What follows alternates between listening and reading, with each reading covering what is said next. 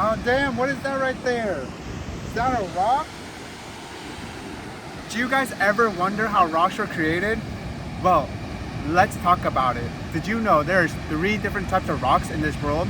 We have sedimentary rocks, we have igneous rocks, and we have metamorphic rocks. In this video, I'm gonna show you how each type of rock is formed through candy demonstrations.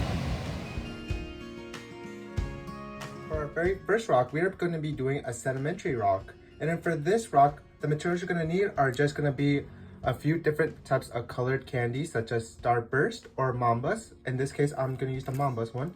So you just want to go ahead and just start unwrapping up, just like so. And each color is going to represent a different type of rock. I'm just going to go ahead and just unwrap them, like so. All right, here we are. And then for our next step, we are gonna go ahead and just start cutting them up into small little sizes. When you cut them up like this is meant to represent the sediments. And for those that don't know, sediments are small little broken pieces of rocks that are usually broken off by weathering. Weathering can be pretty much anything like water, rain, or human activity. So we're just gonna go ahead and just cut them up, just like so. They don't have to be perfect.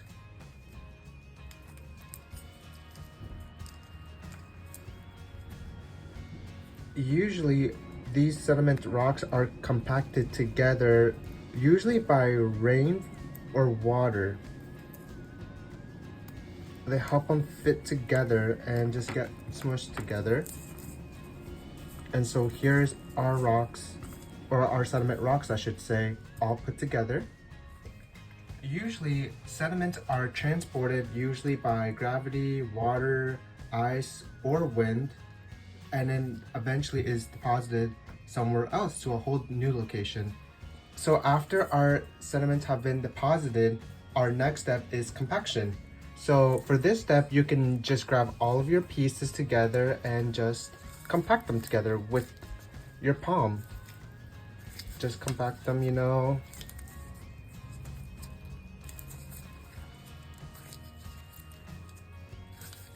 And usually, after you do this a few times, the candy gets softer and softer, so compacting them isn't going to be as hard because your palms warm them up. And there we go.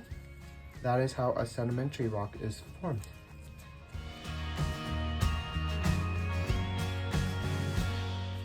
Alright, for our next example, we are going to be making an igneous rock. For this one, you are going to need a hot cup of water, a Ziploc bag, and that same sediment rock that you just made. So for this example, we are going to pretend that this sediment rock somehow managed to make it to Earth's core. And in Earth's core is lava or magma. So when we put it into the Ziploc bag, it is meant to represent it going into magma and melting down. So we're just gonna go ahead and just stick it in, you know, just let it warm up a little. And what's happening in the inside is that the rock is basically just melting down. As you can see, it's already happening. It's already starting to get all squishy. After you leave it in there for like a good minute or two, you're gonna go ahead and wanna take it out. As you can tell, it is nice and melted in there. It's pretty hot too, so please be careful. We're gonna go ahead and just take it out of the Ziploc. All right, and once you take it out, as you can tell, it melted together. That is our igneous rock.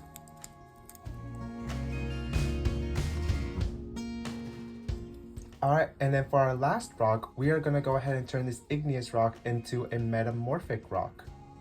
And then for this rock, we are going to need just something heavy, or we can just use our palms.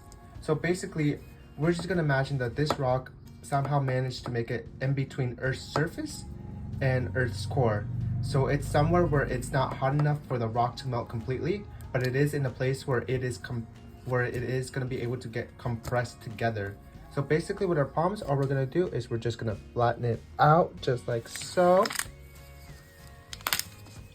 Just like this, you know, you're just gonna flatten it out. Your palms are meant to represent the different layers of earth, just compressing it together, like so. And there you have it. There is that metamorphic rock. But the one interesting thing about the rock cycle, wait, don't stop it. We're gonna go again. All right, the one thing that's so cool about the rock cycle is that these rocks are always gonna be recycled. By recycled, I mean you can go ahead and just start, you know, breaking pieces off to represent sediments to make a new sediment rock. So, all right, and then the one cool thing about the rock cycle is that this metamorphic rock can easily turn back into a sedimentary rock.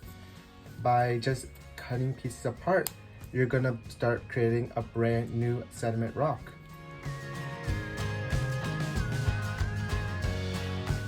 All right, for this next rock, we are gonna create a sedimentary foliated rock. And then for this one, you're just gonna need like a bunch of different candies of different colors to be able to tell the different types of foliation lines. So basically with this one, what you're gonna do is you're just gonna get a bunch of them and just stack them right on top of each other and just push them down. By pushing them down, this is meant to represent the pressure and heat that happens under the Earth's core. And once you know you have 2 or 3, you want to push them down, you know. Just give it nice pressure, just keep pushing them down. And right now you can somewhat tell, basically this is how it should look like, give or take. Over time, Earth is just going to keep pressuring and compacting it together into one rock to give it that nice, beautiful foliated lines, as you can tell. It's okay if it's not perfect, you know, something like that. And there you go, you have a nice foliated sedimentary rock right there. In conclusion, rocks are constantly being recycled to be formed into brand new rocks, whether that be through erosion or weathering or it becoming molten lava. Just like this rock right here, one day this rock is going to be recycled into a whole new rock. Thank you so much for listening, and just a reminder, stay curious, y'all.